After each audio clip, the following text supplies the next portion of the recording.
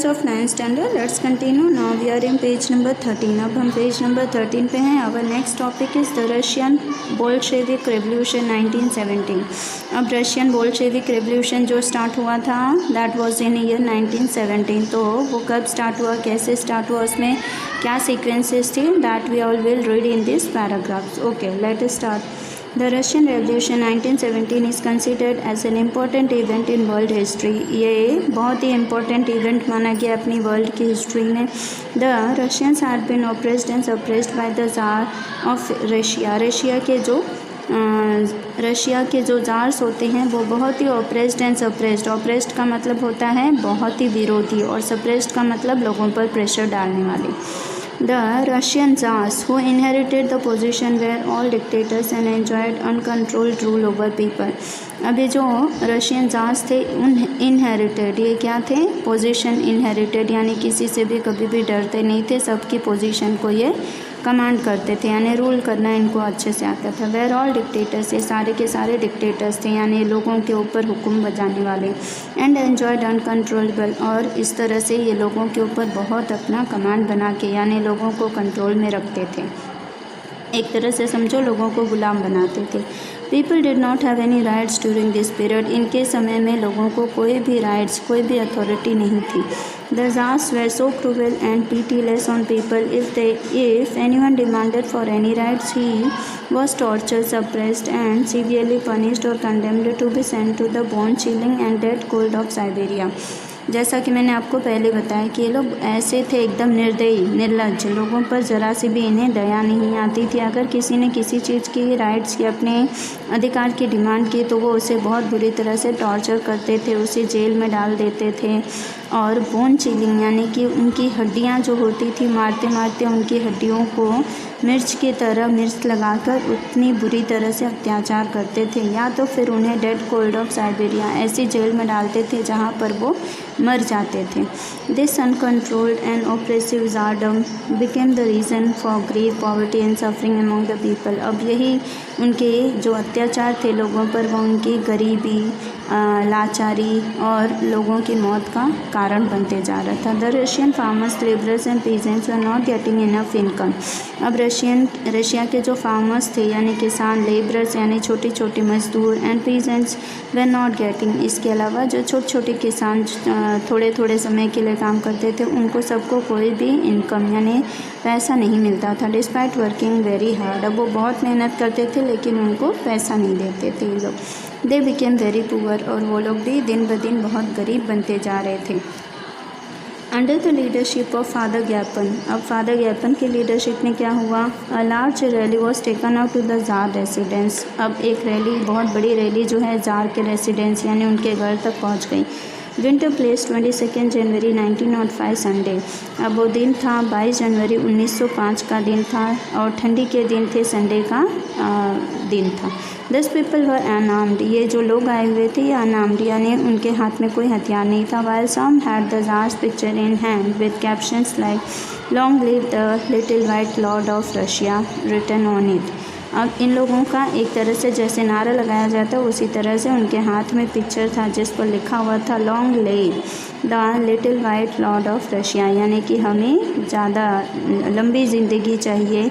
और किससे डिमांड कर रहे थे, रशिया के वाइट लॉर्ड से यानी राजा से उनकी डिमांड थी. ये चीज़ें उनके पोस्टर पे लिखा हुआ था जो वो लेकर नारा लगाते हुए आए थे. The tsar's army open fire on this innocent people. अब ज़ार की आर्मी ने क्या किया, आग लगाने की ठान ली, इन लोगों को जला देने का ठाना. Because of which thousands of innocent people died and snow in Petersburg, और जिसके कारण यह हुआ कि हज़ारों की संख्या में ऐसे गरीब लोगों की मौत हो गई, उन्हें जला दिया गया. और यह हुआ था स्नो इन पेटर्सबर्ग में हुआ था. Where the tsar's palace was secreted turn red with blood, जहाँ की ज़ार की जो पैलेस थी यानी उनका जो महल था वहाँ पे सब तरफ खून ही खून दिखाई दे रहा था. This day is known as the bloody Sunday in history, और इसी दिन को ही ब्लडी संडे अपने इतिहास में बोला गया है. Around this time, a large number of Russians got provoked and became restless as the weakness of the Tsardom and became obvious when a small nation like Japan had defeated a massive nation like Russia in the Russia-Japan war. और इसकी वजह से क्या हो गया, अब large number of Russians, इसी वजह से रशिया के जो बहुत सारे लोग हैं उनको बहुत ज़्यादा क्या बोलते हैं सदमा लगा और वो रेस्टलेस यानी कि बहुत ही दुखी हो गए। अब उनका किसी भी चीज़ में मन नहीं लग रहा था। इसके अलावा वीकनेसेस यानी कि उन लोगों को अब बहुत कमज़ोरी लगने लग गई। कमज़ोरी किसके कारण, क्योंकि ये ज़ारडम जो ज़ार्स का अत्याचार उनके ऊपर चल रहा था उसकी वजह से। देन ए स्मॉल नेशन लाइक जापान, और तब जाके छोटा सा एक राज्य जो जापान है defeated a massive nation like Russia. एक छोटा सा राज्य जापान हुआ करता था, उसने इतने बड़े राज्य जैसे रशिया तो उसके ऊपर जीत हासिल कर ली थी। रशिया जापान वार, और तब जाके रशिया जापान वार जो हुआ था 1904-05 में, यानी 1 साल चला था। In order to pacify the angry Russians an announcement to call for a Duma legislative assembly. अब इसी वार को या इसे पैसिफाई करने के लिए यानी कि इसका सॉल्यूशन निकालने के लिए कि जिसकी वजह से एंग्री रशियन जो हैं बहुत ज़्यादा गुस्से में आ गए थे, और इसीलिए उन्होंने एक असेंबली ऑर्गेनाइज़ करने की ठान ली, which had not been called for years. अब ये बनाई तो गई असेंबली लेकिन वो 1 साल भी नहीं चली। Eventually for such Duma were called, और इसीलिए ड्यूमा को बुलाया गया। But before it can take steps to satisfy the citizens it had been called of.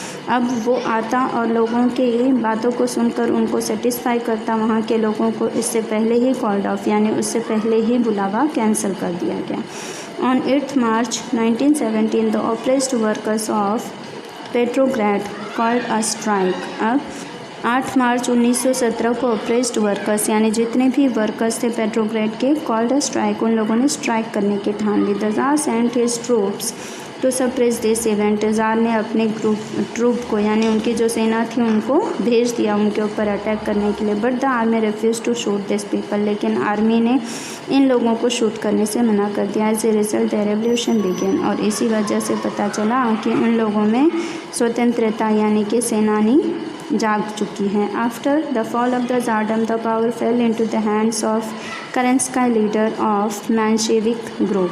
जब ज़ारडम यानी ज़ार का पावर अब धीरे धीरे उनके हाथ से निकलते गया, और जब उनके हाथ से ये पावर छूट गया तो फिर करेंस्काई लीडर जो कि मेंशेविक ग्रुप के थे माइनॉरिटी के, उनके हाथ में आ गया या अब उनको पावर मिल गया। Except for Lenin everyone in Russia was happy with the fall of tsar. अब लेनिन के अलावा जितने भी लोग थे रशिया में वो सब खुश हो गए क्योंकि ज़ार का पावर ख़त्म हो गया। But Lenin believed in the importance of labourers as propagated by Karl marks.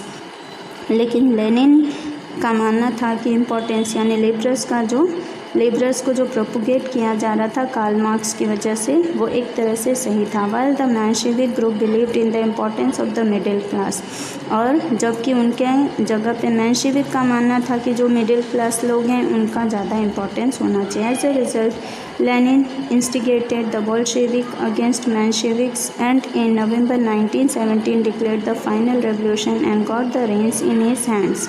This came to be known as the socialist Bolshevik revolution.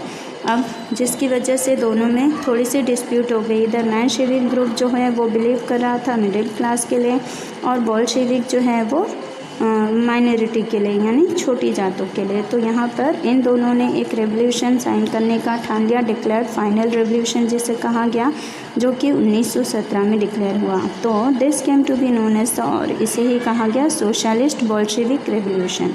Thus, the 300 years old Tsardom came to an end and for the first time Russia was without a Tsar।